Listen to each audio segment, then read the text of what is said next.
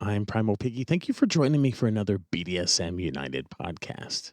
When people ask how to become involved in kink or how to learn BDSM, oftentimes the first thing that they're told is to go to a munch. Munches are a great first step, but like all first steps, they can be intimidating if you don't know what to expect or how to behave. Munches are a key part of the BDSM community. It's where people go to meet other kinksters, to see old friends, and to establish themselves within their local community. If you want to go to some of the private parties that are held in your city, you'll want to start out at a munch because that's where people can get to know you. This process is often referred to as vetting. The people who host parties want to see that you can behave appropriately in a social setting and get to know you a bit before inviting you to their private homes or their dungeons. This is also a chance for you to get to know people in your community. You can talk to people and find out who you'd like to get to know better for friendship, for play, and or romantic encounters. You can figure out if this part of the community is right for you. Keep in mind that different munches draw different people. If you aren't crazy about the first one you attend, try another until you find the right fit. Dress the way you would normally dress on a Tuesday evening or whatever day the munch is held on. The general rule is no fetish wear. Discreet collars are fine, but obvious kink gear is discouraged. Sometimes it's outright banned. Also, it's not a good idea to wear a collar unless you're a collared submissive or slave. It's important to remember that a munch is a public gathering in a vanilla setting. Many people don't have the luxury to be out about their sexuality, much less their kink. Many people just don't see the need to advertise this side of them. Everyone has to respect everyone else, so discretion is encouraged. A munch is also a common place to meet people that you've chatted with online. It's an easy first meet spot. Oftentimes, it's one of the safest first meet spots. If the person you've been talking to doesn't show up, you're out with friends, so you're not stuck sitting at a coffee shop all alone. If they do show up, you can see who they know in your community and how they interact in a social setting. Since there isn't any play allowed at a munch, you can focus on getting to know each other without that added pressure. A munch is a great opportunity for people of all economic backgrounds to get out and socialize. If you can afford it, you can buy meals or drinks. If money's a little tight, you can stick to a cup of coffee or a soda as an inexpensive alternative. Maybe just get dessert.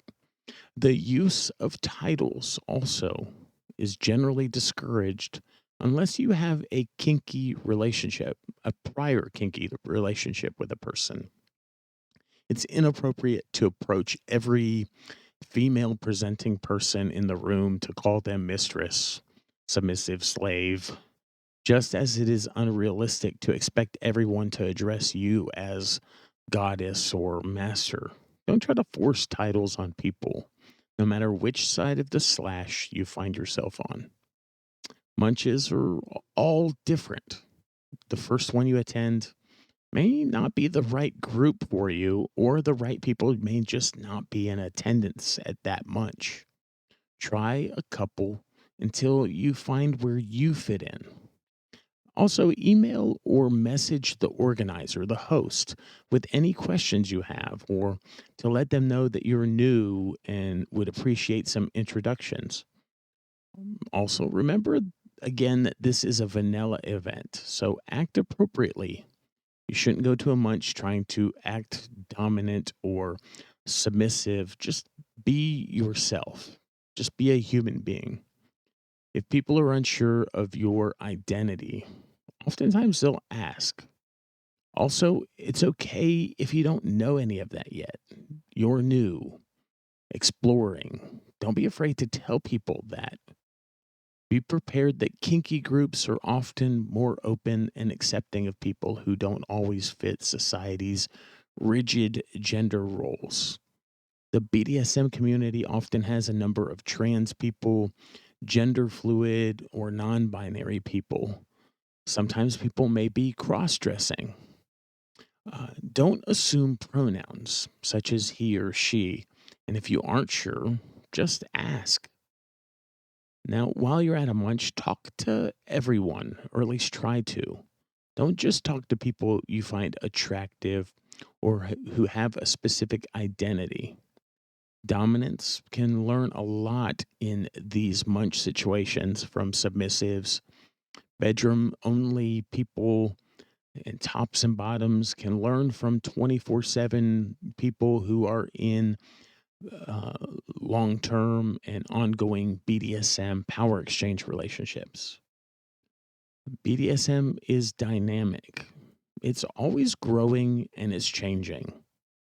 And so, munches are a great way to allow us to continue to learn and grow and change because we should never stop learning.